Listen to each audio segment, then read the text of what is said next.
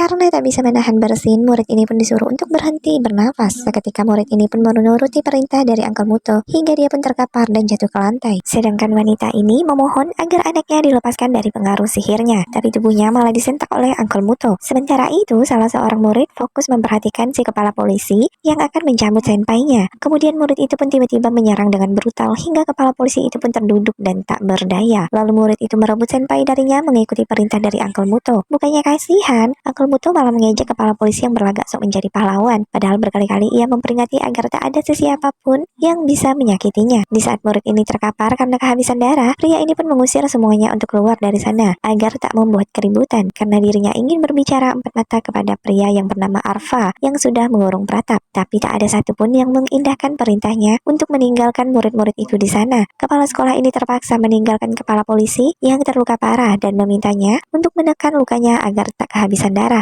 Kemudian kepala sekolah meminta kepada seluruh orang tua murid untuk meninggalkan tempat itu agar tak ada lagi korban yang berjatuhan. Namun tak satu pun yang mau meninggalkan anak-anak mereka. Meski Arfa juga sudah memperingati mereka untuk menuruti permintaan kepala sekolah demi kebaikan anak-anak mereka. Uncle Muto mulai menyadari kalau Arfa ini memang tahu betul apa akibatnya jika tak mematuhi perintahnya. Dan dia mulai percaya kalau Arfa memang tahu keberadaan Pratap. Para orang tua ini ngeyel sehingga Uncle Muto pun menggunakan cara kekerasan untuk mengusir paksa mereka. Ia lalu memerintahkan salah seorang murid untuk membidik siapa saja yang tak mau mendengarkan perintahnya. Tentu saja orang tua murid itu keberatan dan mencoba menghentikan anaknya. Tapi percuma, karena ancaman Uncle Muto jauh lebih sadis. Ia tak segan menyakiti anaknya jika tak mau mendengarkan perintahnya. Uncle Muto pun lalu memberikan senpainya dan memerintahkan untuk men-take down siapa saja yang tak mematuhi perintahnya. Namun murid ini dibuat syok begitu tahu dia harus men-take down orang tuanya terlebih dahulu. Berkali-kali murid ini meminta orang tuanya untuk segera keluar ruangan karena dari lubuk hatinya paling dalam dia pun tak ingin melakukannya. Namun karena pengaruh dari sihir itu, dia tega men-take down ayah ibunya. Itu membuat semua yang ada di sana terkejut mendengar suara petasan itu. Anehnya,